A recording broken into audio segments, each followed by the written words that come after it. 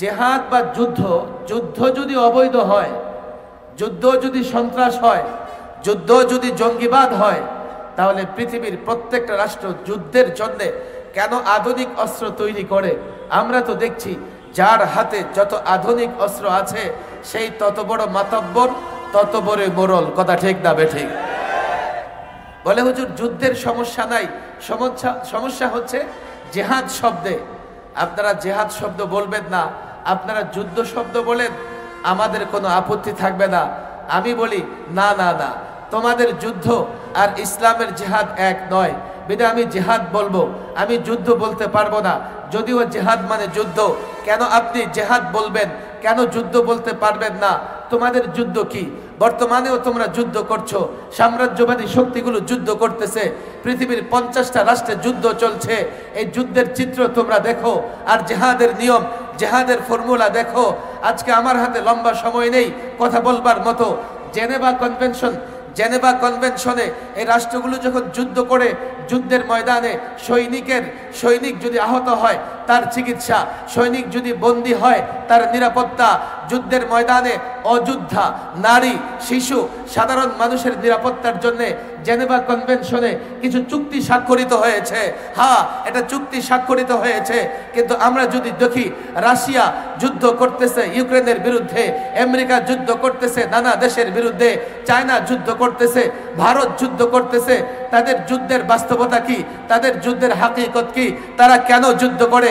তারা যুদ্ধ করতেছে সাম্রাজ্যবাদ বিস্তার করবার জন্য। তারা যুদ্ধক্ষেত্রে নারীকেও টার্গেট করে, শিশুকেও টার্গেট করে। আমরা দেখেছি ফিলিস্তিনি শিশু, নারীরাও নিরাপদ নয়। ইসরায়েলিরা শত শত হাজারে হাজারে শিশু হত্যা করেছে, নারী হত্যা করেছে, গাজার এক একটা মসজিদ ধ্বংস করে দিয়েছে। এটা হচ্ছে তোমাদের যুদ্ধ। ইসলামের যুদ্ধ দেখো, নারী টার্গেট হয় না, শিশু টার্গেট হয় না, সাধারণ মানুষ টার্গেট হয় না।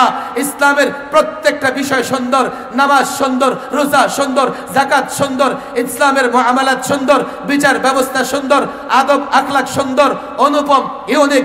ইসলামের জিহাদও সুন্দর। তোমরা নোংরা, তোমাদের যুদ্ধ নোংরা, তোমরা সাম্রাজ্যবাদী, তোমাদের যুদ্ধ জুলুম, অন্যায়, অত্যাচার, তোমার যে যুদ্ধ সন্ত্রাস। আল্লাহর কসম, এজন্য যুদ্ধ নয়, আমরা জিহাদ বলে থাকি।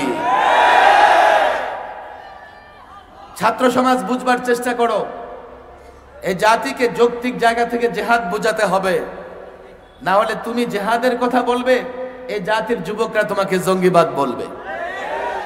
জাতিকে যদি জিহাদ বুঝাতে না পারো, তুমি জিহাদের কথা বলবে, জাতি তোমাকে উগ্রবাদী বলবে। তুমি জিহাদের কথা বলবে, জাতি তোমাকে সাম্প্রদায়িক কথা বলবে। অথচ পশ্চিমারা জিহাদিস্ট নামে জিহাদের বিরুদ্ধে যে প্রপাগান্ডা চালায়, তারা মূলত প্রত্যেকটা মুসলমানের অন্তর থেকে যুদ্ধের আকাঙ্ক্ষা, জিহাদের আকাঙ্ক্ষাকে দূর করে দিতে চায়। কেন জানো?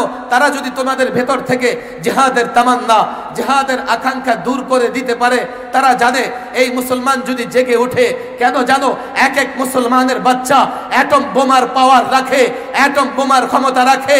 এই মুসলমান যুবক যদি জিহাদের ময়দানে এক আল্লাহর উপর ভরসা করে ঝাঁপিয়ে পড়ে, ইহুদিদের রাজত্ব থাকবে না, পত্তলিকদের রাজত্ব থাকবে না, খ্রিস্টানদের রাজত্ব থাকবে না, সাম্রাজ্যবাদীদের রাজত্ব থাকবে না। এজন্য তোমাকে দমন করবার জন্য, তোমার ভেতর থেকে জিহাদের জজবা খতম করার জন্য তোমাকে সন্ত্রাস বলে, তোমাকে জঙ্গিবাদ বলে, তোমাকে মৌলবাদ বলে, তোমাকে সাম্প্রদায়িক বলে দমন করতে চায়। আর আমার মুসলমান যুবক না বুঝে তোমাকে জঙ্গিবাদ বলে, যদি তাকে বুঝাতে পারো, এক একটা যুবক, এক একটা মুসলমান সন্তান অ্যাটম পাওয়ার, অ্যাটম বোমার চাইতে শক্তিশালী, জিহাদের ময়দানে তোমার সঙ্গে চাপিয়ে পড়ে গোটা দুনিয়া মুসলমানদের সামনে টিকতে পারবে না।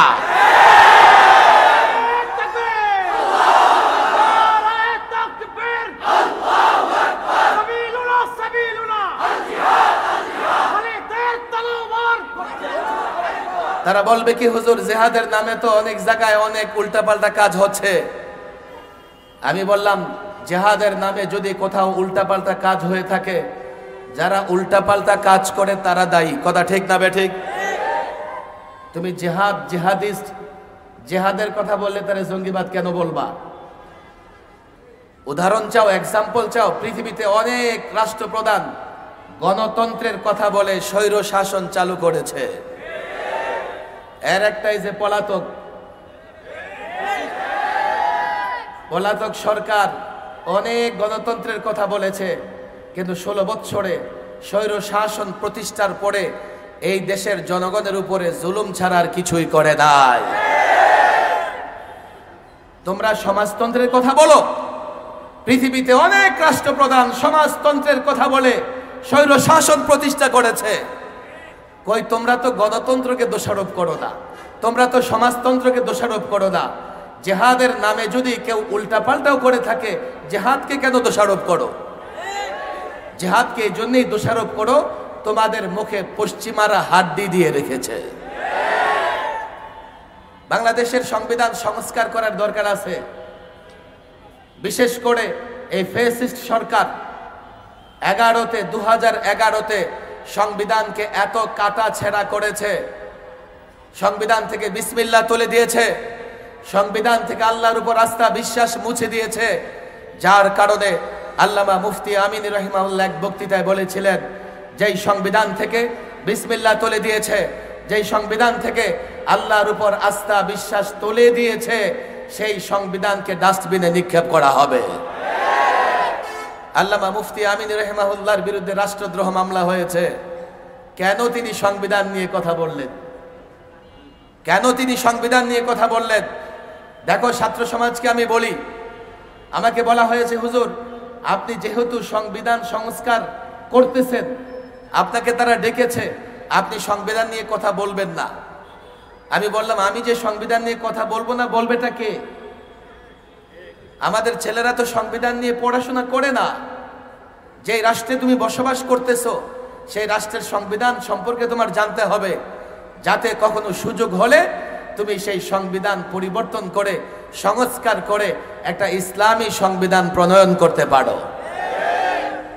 দেখো, 71-এ রাষ্ট্র স্বাধীন হয়েছে, 72-এ সংবিধান প্রণয়ন হয়েছে। 72 সংবিধান প্রণয়ন করতে গিয়ে সংবিধানের মূল নীতিতে ওরা সেকুলারিজম নিয়ে এসেছে। বলে, হুজুর সেকুলারিজম কি জিনিস? অনেক যুবকরা সেকুলারিজম বুঝে না, ধর্ম নিরপেক্ষতাবাদ বুঝে না। এই জন্য সেকুলারিজমের বিরুদ্ধে আমরা যতটা ক্ষুব্ধ, এই যুবকরা ততটা ক্ষুব্ধ নয়। সেকুলারিজম বুঝতে চাও? আমি তোমাদেরকে 2টা উদাহরণ দেই। আমি সেকুলারিজমের সংজ্ঞায় যাব না। কামাল আতাতুর্ক তুরস্কে সেকুলারিজম প্রতিষ্ঠা করেছিল। সেকুলারিজম প্রতিষ্ঠা করবার পরে হিজাব নিষিদ্ধ, দাড়ি রাখা নিষিদ্ধ, কোরআন পড়া নিষিদ্ধ। তুরস্কের মুসলমানেরা গর্তের ভিতরে লুকায়া লুকায়া কোরআনে কারিম শিক্ষা করত, মসজিদগুলোকে মিউজিয়াম বানিয়ে ফেলেছিল। এমনকি তুরস্কের যে বর্ণ অক্ষর, এই অক্ষরগুলোর মিল ছিল আরবি অক্ষরের সাথে। এই কামাল আতাতুর্ক কি করেছে? কেন মিল থাকবে আরবির সঙ্গে? এটা তো একটা ধর্মের একটা প্রতীক হয়ে যায়, একটা ধর্মের সঙ্গে মিলে যায়, এটাও রাখা যাবে না। বর্ণ পরিবর্তন করে এমন বর্ণ প্রত্যাবর্তন করেছে যার মিল থাকবে ইংরেজের সঙ্গে। এইভাবে তুরস্কে কামাল আতাতুর্ক সেকুলারিজম প্রতিষ্ঠা করে তুরস্ক থেকে ইসলাম বিদায় করে দিয়েছিল। যদিও এখন মিস্টার এরদোগান এসে, যেই তুরস্কে কোরআন পড়া নিষিদ্ধ ছিল, এখন তুরস্কে রাষ্ট্রীয় অনুষ্ঠান শুরু হয় প্রেসিডেন্টের কোরআন তেলাওয়াতের মাধ্যমে।